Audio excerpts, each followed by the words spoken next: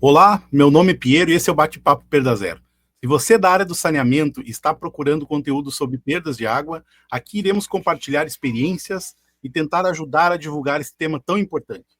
Esperamos poder ajudar aqueles que também querem fazer a diferença no saneamento e que trabalham para deixar um planeta mais sustentável para as futuras gerações. Então, eu te convido a aproveitar cada segundo e, se você gostar, compartilhar esse conteúdo para fazer sua parte nessa missão. Hoje o nosso tema será indicadores de perdas, do conceito. O nosso convidado especial será o engenheiro Marcelo De Peixe. O Marcelo é engenheiro civil, especialista em saneamento e mestre em engenharia de produção. Ele atua na Sanepar, na Companhia de Saneamento do Paraná, há 18 anos, com foco na gestão de perdas de água. É responsável pela implementação do Programa Corporativo de Redução e Controle de Perdas da companhia e também é o coordenador da Câmara Temática de Eficiência Operacional da APES. Então, pessoal, estaremos batendo um papo com um profissional estudioso sobre o tema e, além disso, Marcelo é uma referência do setor, tendo uma visão bastante abrangente sobre o tema e já tendo participado de inúmeros debates, estudos e iniciativas relacionados ao tema das perdas de água, inclusive sobre seus aspectos regulatórios. Enfim, trata-se de um profissional qualificadíssimo, além de uma pessoa acessível que se dispôs a estar aqui gentilmente para compartilhar o seu conhecimento conosco. Boa noite, caro Marcelo De Peixe, seja muito bem-vindo ao Bate-Papo Perda Zero. E antes mesmo da tua saudação inicial, vamos te propor aqui uma introdução ao tema já. Para dominar o tema das perdas de água, é fundamental compreender a importância dos indicadores operacionais.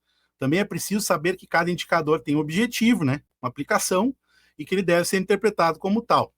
Ou seja, o indicador não é o fim da redução de perdas, mas ele deve ser compreendido e monitorado como um guia. Então, o profissional de perdas precisa trabalhar com esses indicadores com análise crítica. Conta para a gente um pouco da tua visão sobre tudo isso, como foi teu começo de carreira, a tua relação com esses indicadores de perdas de água e outros assuntos que tu entenderes importante compartilhar. Tá contigo agora. Tudo bem? Prazer estar aqui contigo. Então, nesse bate-papo aí, vamos conversar um pouquinho sobre indicadores. Já tenho um bom tempo aí trabalhando com esse assunto, né? Já estudei bastante, inclusive, como elaborar indicadores, a regra por trás, né? Os critérios que a gente deve ter para a escolha do indicador. E eu já estou nessa área de perdas de água já há bastante tempo, né? Então, eu tenho aí 18 anos na Sanepar, sempre aí no assunto relacionado a perdas, macromedição, acompanhamento dos resultados de todos os municípios, das gerências regionais, enfim, tem todo aí um trabalho de bastante tempo olhando indicadores, comparando, buscando indicadores diferentes, né, e é sempre uma evolução. Então, a gente tem aí uma série de indicadores operacionais, estratégicos, né, depende muito do que a gente a gente quer buscar na análise desse indicador, né? Para quem está iniciando na carreira aí das perdas de água e no saneamento, enfim, o pessoal sempre tem muitas dúvidas, né? Por exemplo, quais são os principais indicadores de perdas, quais as suas aplicações, a sua importância, enfim, né? São questões que ficam aí na cabeça de quem está iniciando. Então, para dar um panorama geral, especialmente com foco nesses profissionais que estão iniciando, assim, seria importante iniciar esclarecendo essas questões aí mais frequentes, Sim, né? Dos sim. principais É, indicadores, suas aplicações e importância. o indicador mais comum que a gente tem de perdas de água vai ser um indicador em percentual, né, percentual do volume produzido. Esse é o que está nas notícias, está nos relatórios, nos comparativos. Todo ano sempre aparecem notícias na mídia aí de o Brasil perde em média 40% da produção, tal. Geralmente ainda tem alguma distorção nessa análise, né? Muitas vezes as notícias dão a entender que ela é tudo perda real, é como se fosse tudo vazamento, né? A manchete clássica é 40% da água tratada não chega na torneira da população, e não é isso que esse indicador mede, né? Aí é importante esclarecer que tem os conceitos de balanço hídrico, né?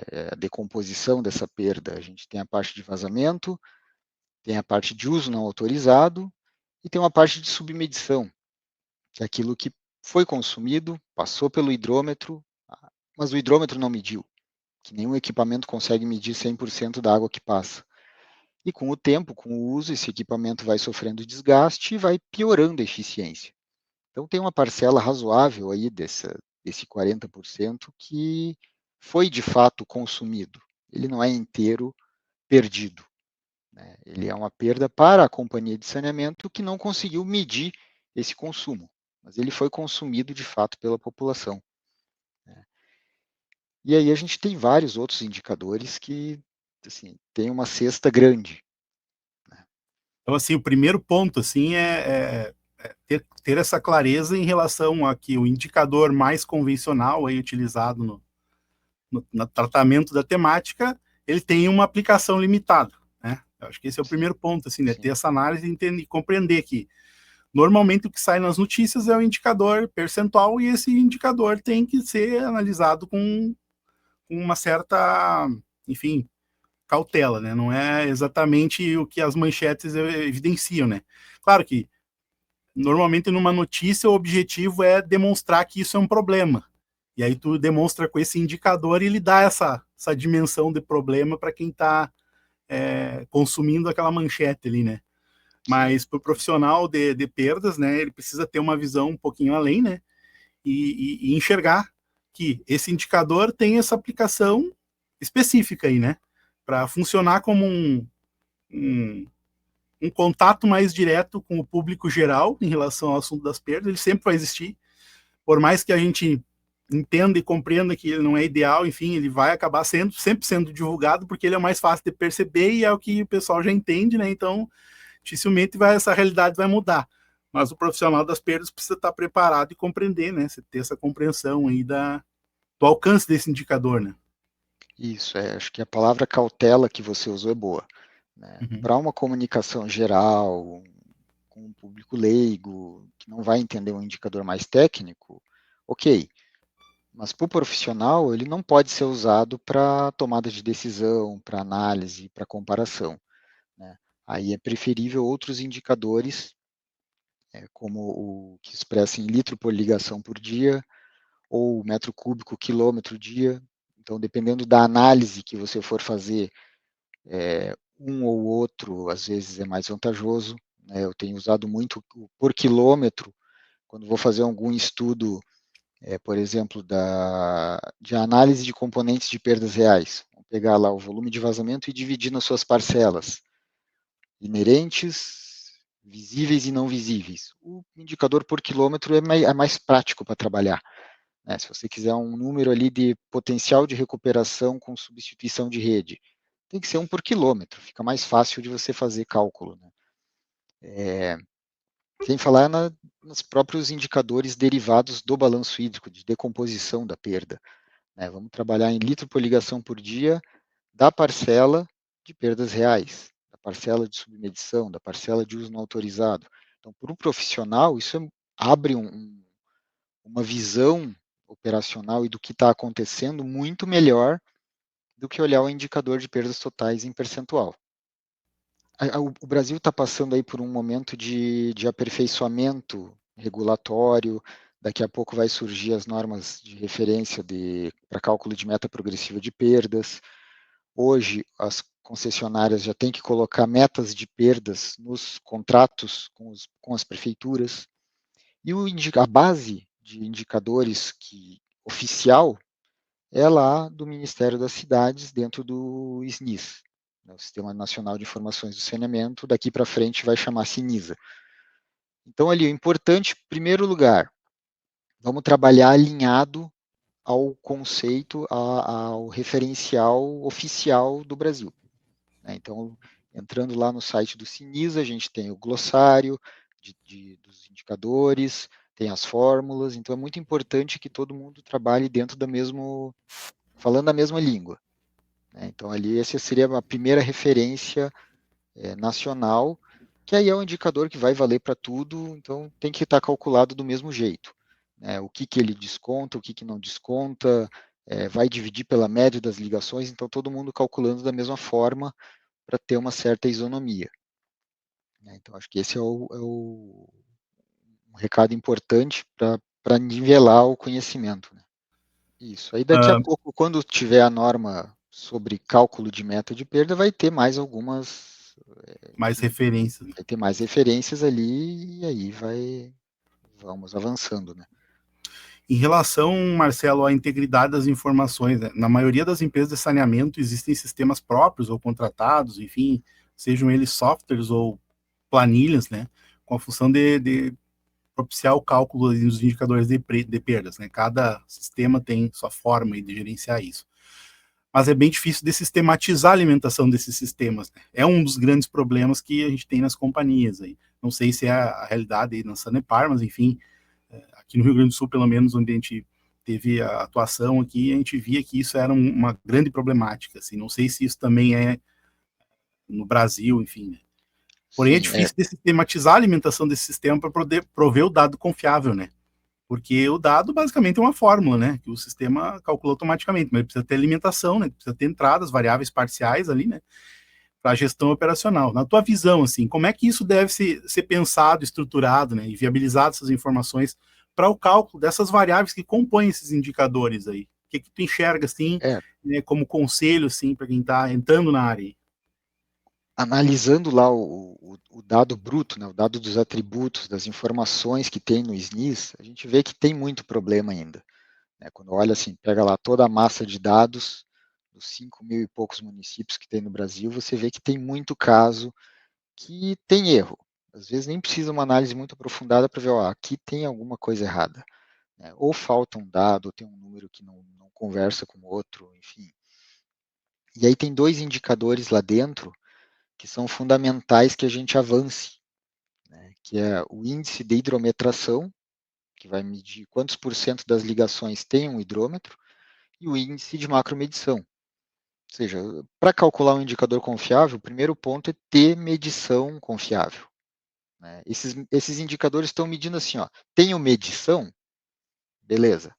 Segundo passo aí que o profissional vai ter que ter uma atenção é o quão eficiente está essa medição, para ele gerar um indicador confiável. E aí, na prática, ali no dia a dia, tem que avançar para indicadores mais operacionais. Né? Quando a gente olha o indicador em percentual ou litro ligação dia, você está tendo uma visão do todo. Né? Você tem outros indicadores operacionais que aí, tendo o dado, você começa a comparar, analisar e entender e ter mais domínio sobre o que está acontecendo no sistema.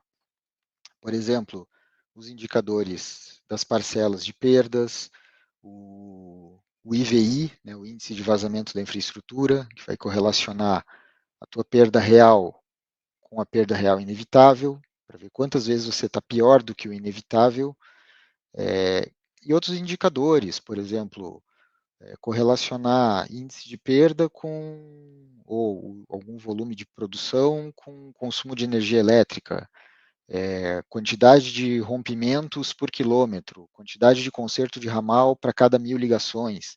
Você começa a abrir um leque para outros indicadores operacionais que vão compor todo um cenário para dar um entendimento do que está acontecendo.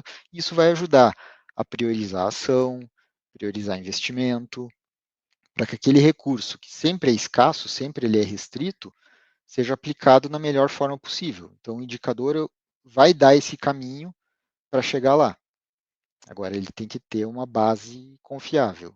E aí, olhando o indicador em percentual, que eu até queria aprofundar um pouquinho mais, ele não é o caminho. Se tu quiser discorrer mais sobre esse assunto, fica à vontade, pode ir. Então, eu queria até, tem aqui uma apresentação aqui só, uma imagem rápida, que eu queria colocar ali, para a gente só aprofundar um pouquinho essa questão, né, dos problemas que a gente tem nesse indicador em percentual. Né, Uhum. porque a gente relaciona o volume de perdas com a produção.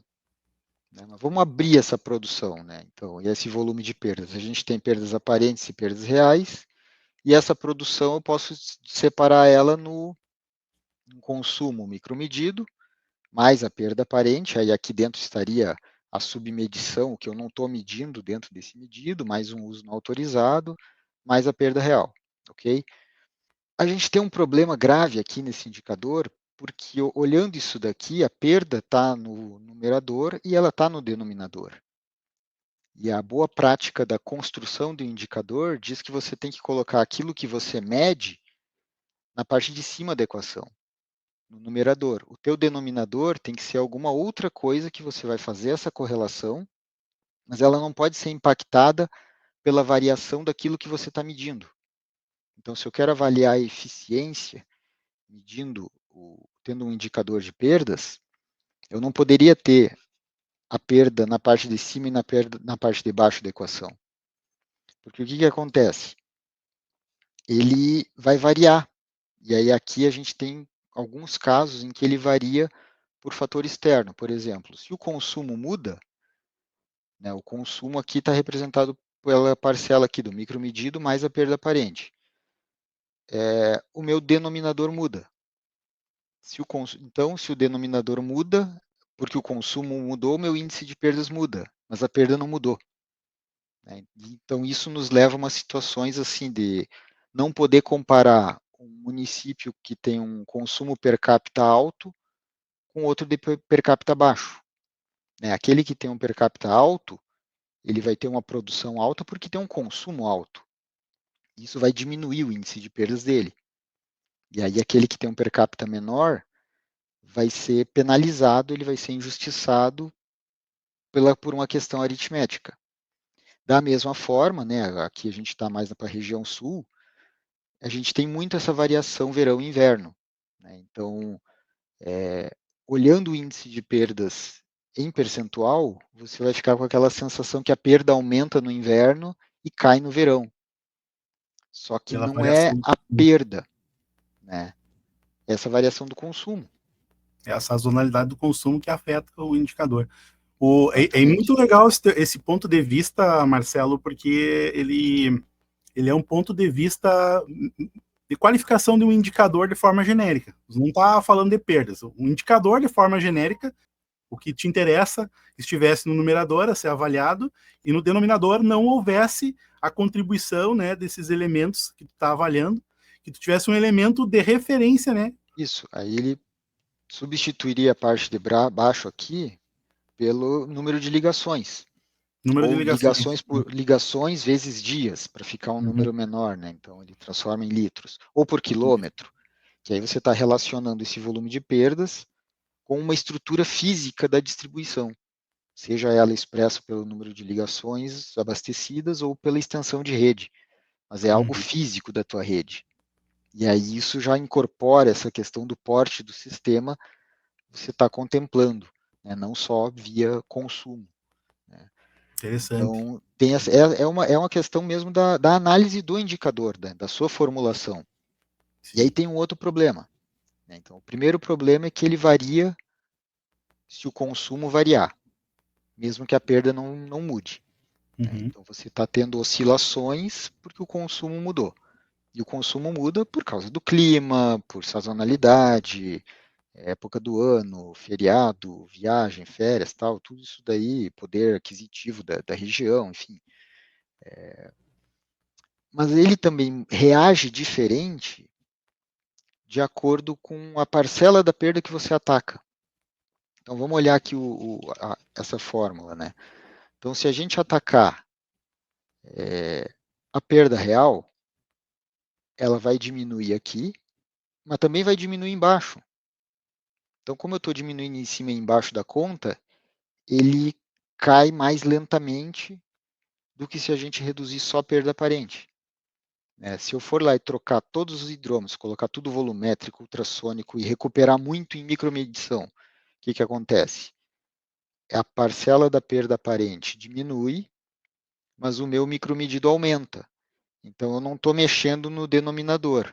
E aí, como eu estou É, diminuindo o numerador, ele cai mais rápido. claro, a perda aparente e a perda real, elas têm composições distintas dentro do indicador. Essas composições normalmente são bem diferentes. Né? Por exemplo, 70-30. Né? Então, obviamente que atacar numa parcela de perda real tem uma influência muito distinta do ataque na parcela da perda aparente. Né? Sim. Né? E Interessante aí, também esse ponto de como vista. a gente está reduzindo a perda real, você reduz produção. Eu estou diminuindo em cima e embaixo, e aí o indicador vai caindo mais lentamente. Então você Ou pode seja, fazer um isso acaba exercício. favorecendo a priorização de ações de perda aparente, digamos assim, né? Sim, ele vai cair mais rápido, Se tu porque aí eu olhar não só estou de uma forma mudando fria, né, para o isso tu vai denominador. favorecer ações de perdas aparentes. E aí por isso que às vezes o pessoal trabalha muito, vai, procura vazamento, conserta tal, e o indicador vai caindo bem devagarinho. Porque eu estou diminuindo na parte de cima da equação e também estou diminuindo a parte de baixo da equação. Então eu já não tenho mais o referencial de comparação, porque agora é outro produzido. O meu produzido não é constante ao longo do tempo para eu poder comparar o mesmo sistema antes e depois de uma ação. E aí, se você pega ali e vai comparar um outro município que tomou muita ação para redução de perda aparente, em percentual ele vai ser baixo. Por exemplo, pega municípios que têm um parque de hidrômetro muito grande, formado por volumétricos ou por ultrassônicos, que vai ter um erro de medição bem pequeno. Ele vai ter uma perda aparente baixa, mas o consumo, o índice em percentual dele fica menor do que se você atacar tudo isso em perdas reais. Então, ele tem essas diferenças. E aí, o indicador do SNIS, ele tem mais um problema, que é a questão do volume exportado. Que aí eu queria abordar aqui um pouco nessa imagem. Então, aqui tem um gráfico, aqui um diagrama, só para a gente entender essa decomposição do volume. Então, vamos imaginar aqui a primeira barra como todo o volume de entrada do sistema, ou seja, todo o produzido mais o importado. Então, isso aqui vai acontecer principalmente em regiões metropolitanas, onde você tem vários municípios ali juntos, que muitas vezes um está abastecendo o outro. Então, o SNIS ele trabalha com essa denominação de volume importado e exportado. A gente vai ter aqui, nesse azul claro, aquilo que foi disponibilizado na rede de distribuição, ou seja, aquela água que de fato eu entreguei naquele município, e uma parte, nesse verde aqui, é o exportado, ou seja, aquilo que esse município mandou para outro. O que nos interessa é essa água que ficou no sistema e que parte dela foi consumido nas ligações, parte dela eu tive aí um uso autorizado, não faturado, por exemplo, um caminhão-pipa, um bombeiro, uma água distribuída de forma gratuita que não é faturada. E as perdas de água, o nosso uso não autorizado, a submedição e o vazamento. Na equação que a gente estava conversando ali, o ideal seria o quê? Eu dividir o vermelhinho aqui, a minha perda, por esse volume disponibilizado na rede. Só que a fórmula do SNIS, ele divide o vermelho pela barra azul inteira aqui. E aí tem um outro problema que ele vai distorcer o resultado de todo o município exportador. Por quê? Porque eu estou dividindo por um volume maior. Então, se o meu denominador ele é maior, é como se o município vizinho fosse um grande cliente que eu entreguei inteira aquela água. O problema é que a maioria das companhias estaduais você não fatura para você mesmo. Então, é um sistema integrado que está abastecendo, um município abastece o outro, e isso é muito comum no Brasil. A gente tem aí mais de 500 municípios exportadores de água. E muitas vezes você tem um município pode importar e exportar também. Depende muito de como que é essa configuração da hidráulica do sistema. E aí isso causa muita distorção. Então a gente tem casos aí de municípios com perdas de 7%, 8%, 10%, como se fossem classe mundial, um município excelente. Quando olha outros indicadores, o litro ligação dia é 400 litros ligação dia, 500. E se a gente calcular essa equação aqui, descontando esse volume exportado no denominador, Aqueles municípios que estavam ali com uma perda muito baixa, aí ele volta para um patamar similar aos demais, 40%, 50%. Então, isso traz uma injustiça na comparação desses municípios muito grande. Dando continuidade aqui e dando uma guinada um pouco também no tema aqui, o pessoal que inicia na área de perdas, ele também sempre quer conhecer as ferramentas mais utilizadas na área, né? E hoje em dia tem muita coisa, softwares, aplicativos, métodos, enfim. E a gente perde bastante tempo, ou investe tempo, entendeu? Depende da forma como você vê, experimentando, testando, ou simplesmente conhecendo e explorando possibilidades antes de definitivamente adotar uma ferramenta, né, ou algum sistema para auxiliar no trabalho de fato, né. Então, nesse sentido, a próxima pergunta, assim, o próximo ponto aí do nosso bate-papo seria quais as recomendações que tu indicaria aí para o trabalho com esses indicadores, né, em termos de ferramentas, sistemas e material para o aprendizado? A gente tem aí muita ferramenta para. Tem surgido muitos softwares ultimamente, né? Muita coisa que nos facilita a vida. A maioria passa por uma grande instrumentação na rede, né? Então, hoje a gente tem, por exemplo, vários softwares aí que vão coletar dados de sensores de vazão, sensores de pressão, jogar tudo para um grande aplicativo que vai estar calculando vazão mínima noturna, e calculando perda real, somando, calculando perda por DMC.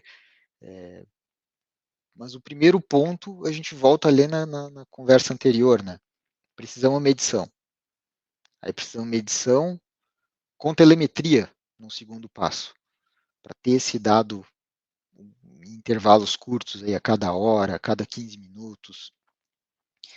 E aí isso abre um leque de possibilidades enormes, né? Com uso de inteligência artificial para comparar a performance de todos os setores na distribuição, análise desses indicadores de uma forma muito mais ágil e localizada, né, para você direcionar mais rapidamente a ação, cruzamento desses dados com parte comercial, com a parte de serviços. Então, isso daí a gente deve ter aí um futuro muito promissor nessa área de dados. Ainda tem, claro que ainda tem muito chão pela frente, né? Mas a gente já começa a observar alguns pontos aí, algumas empresas começando a fazer avanços bem significativos nessa área, e aí pega junto com modelagem de balanço hídrico, a parte de estudos de nível econômico está ganhando muita força no Brasil também, que é uma técnica interessante. Daqui a pouco isso vai estar junto nesse software que vai estar calculando ali periodicamente, atualizando esses dados e gerando novos indicadores. Daqui a pouco a gente vai ter um indicador que correlaciona a tua perda atual com o nível econômico, para perdas reais, para submedição, você vai conseguir enxergar isso ao longo do tempo. A parte de pressão média, que a gente não comentou, mas também é outro indicador que agrega muito, né? E aí você começa a ter todo um leque de possibilidades para trabalhar e fazer simulações, fazer estudos para conseguir definir melhor essas ações, né? Sim, vamos dizer assim, esse cenário aí que tu menciona é para um caso um sistema onde você já tem um certo nível de automação, digamos assim, você já conseguiu implantar a camada de sensoriamento, vamos dizer assim, da infraestrutura, né? Você já tem uma camada de coleta, de telemetria e de supervisório, vamos dizer assim. E aí você Isso. vai migrar para essa parte mais analítica, inteligência artificial, enfim, vai começar a aprimorar o sistema.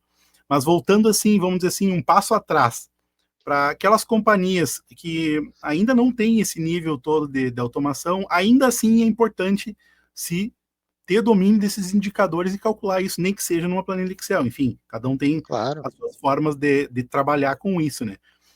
O que a gente vê e viu muito aqui no Rio Grande do Sul, por exemplo, é as partes que compõem, vamos dizer assim, a análise do sistema de preços não integradas nos sistemas, né? Então tinha um sistema comercial fechado lá no feudo comercial, o sistema operacional fechado lá na área operacional, algumas informações de manutenção num outro sistema, e daqui a pouco, quando precisa fazer uma análise, né, do ponto de vista de eficiência operacional, precisa acabar catando esses dados em todos esses sistemas, né, e fazendo uma salada de fruta ali na tua planilha de Excel para tu conseguir fazer alguma análise. E eu acredito, não sei se é a realidade de muitos, enfim, mas eu acredito que os pequenos sistemas quase todos estão nessa realidade, assim, porque a automação ela não é tão acessível para pequenos sistemas ainda, né? Pelo menos aqui no Rio Grande do Sul, assim, o que a gente acompanhou muito foi isso, assim, os sistemas de médio e grande porte já com um nível de automação maior, né, obviamente, por serem maiores sistemas, mas os pequenos sistemas, as cidades aí, vamos dizer, sei lá, abaixo de 50 mil ligações, vamos dizer assim, todas ainda numa outra realidade, né, que você precisa trabalhar com essas informações todas muito fragmentadas. E aí, nesse sentido, assim, você conhece alguma ferramenta, algum software que seja possível de agregar e de trabalhar com esses indicadores de forma fragmentada, que tu vai alimentando isso? Porque na maioria dos sistemas que a gente atuou não tinha isso, assim, né? Era tudo, como eu te falei, tinha que catar milho e fazer planilhas, né? Sim, não, com certeza. O porte do sistema é um limitador para a definição desse investimento de infraestrutura de monitoramento. Para os grandes municípios, talvez ele seja essencial até para poder ter um controle operacional, né? Sim. Inclusive, além da questão da falta d'água, né, da perda, mas olhando também o próprio abastecimento, a falta d'água, a qualidade da prestação do serviço, né? Esse monitoramento vai ser importante. Os municípios menores, vai ser o feijão com arroz, né? Mesmo se você olhar aí as companhias estaduais, a gente tem aí meia dúzia de cidade grande, algumas de porte menor, e um monte de localidade aí, de municípios e sistemas de abastecimento pequenos, né? E os 50 mil ligações até você foi generoso, eu diria, e tem muita coisa com 5 mil ligações, até menos, 1.000 ligações. Nesses locais, é o feijão com arroz. É o macromedidor ali que, se tiver uma leitura por dia, manual, anotada na prancheta, digitado numa planilha, já dá um belo controle operacional. Até porque o município menor, o sistema de abastecimento menor, vamos dizer assim, ele, ele é mais fácil de controlar. E quando tem um problema, esse problema aparece mais rápido, né? Aquela filosofia do DMC. Esses locais pequenos, geralmente ali ele já vai estar dividido em dois, você vai ter ali um reservatório, muitas vezes tem pelo menos uma gravidade e um recalque. Ok, já está dividido em dois, cada setor desse já é um distrito de medição e controle. Se você implantar uma rotina de anotar o volume distribuído diariamente, e aí não precisa muita tecnologia para isso, pode ser uma leitura manual, pode ser ali um data logger que fique coletando dados, isso aí já dá uma qualidade de informação muito boa para perceber como que está o sistema, identificar esses problemas, né? Aí a gente vê várias iniciativas, assim, a maioria do pessoal ainda usa muito ali o Excel, mas muitas vezes tem ali um carinha que entende mais de informática, ele monta um banquinho de dados, ele faz um sisteminha para atualizar no aplicativo. Hoje a gente tem aí a pasta compartilhada, por exemplo, planilha do Google Drive. É fácil, todo mundo tem acesso, você pode acessar do celular, o sujeito pega o celular, vai lá em campo, já digita o valor ali, já está atualizado, já gera um gráfico automático, ou seja, é uma pseudo-automação muito barata, muito fácil de fazer, e que já dá um salto enorme. Agora, um ponto que você comentou ali era essa integração importante. Todo mundo tem que entender que perdas é um problema de várias áreas, não é de uma área, não é muito menos de uma pessoa, né? Então, a parte de manutenção, a parte comercial, a parte da operação da rede tem que estar integrado, tem que trabalhar junto. Muitas vezes, um está causando problema para o outro, ou a solução de um problema de um está tá no outro. Então, o trabalho integrado ele gera um resultado muito bom. Perdas de água é uma questão sistêmica integrada, né? Se não for tratado dessa forma, é muito difícil Bem, Marcelo, estamos chegando um pouco ao final aí do nosso bate-papo e aproveitar essa oportunidade para te pedir, Marcelo, como temos feito aqui com os convidados sempre, que deixe a sua mensagem final aí de motivação e de inspiração para as pessoas aí que estão nessa jornada das perdas de água e principalmente os iniciantes aí que estão começando a trabalhar com essa temática, e o desafio é imenso aí, tem para todos, tem trabalho para muitas pessoas e para muitos anos ainda, né, nessa área. Então, deixa a tua mensagem final e te agradeço novamente aí. Muito obrigado pela gentileza aí, Marcelo. Temos muito trabalho ainda pela frente, né? É um tema aí que está ganhando muita força no Brasil. Né? Eu acho que daqui para frente aí com essa questão de metas de contrato, a parte da regulação, deve vir aí o projeto Acertar para melhorar a qualidade desses dados. Então, acho que os profissionais que têm interesse em atuar na área de perdas, na área de eficiência operacional, vão ter muito trabalho pela frente e é um trabalho que vai ser reconhecido e é necessário. A gente precisa cada vez mais pessoas com o conhecimento, com o senso crítico, para trabalhar e direcionar a ação para que, de fato, a perda reduza. Né? A gente quer ver essa melhoria da eficiência. Né? Então, aí um dos pontos para enxergar isso é, primeiro, adotar o indicador certo. Né? Então, não vamos usar o indicador em percentual para análise, para comparação, para tomada de decisão, né? Porque no fim de tudo isso é o recurso da companhia, o recurso da população que você está investindo, e esse investimento tem que ser assertivo. A gente precisa colocar aquele dinheiro na ação certa, no lugar certo e na medida certa. Né? Aí esses indicadores vão nos ajudar a enxergar isso, a quantificar, né? E o potencial de redução, né? O benefício esperado, o payback, calcular o retorno econômico. Né? Então, a gente tem que abrir mais o leque e ser técnico, ser um pouquinho economista, entender um pouco do o impacto que isso vai gerar, né? Para ter aquela ação bem embasada, bem pautada, né? E que vá trazer um benefício para a população. Né? A gente quer ter essa melhoria na eficiência para poder reduzir essa perda, sobrar mais água, né? A gente está vendo cada vez mais episódios aí de crises hídricas e faltas de água e problemas por mudanças climáticas, e a tendência é que isso piore. Então a gente precisa trabalhar, e a questão da redução de perdas é um fator aí que vai contribuir para a resiliência hídrica dos municípios. Tá certo. Então tá, valeu, muito obrigado. Boa noite a todos. Beleza, obrigado.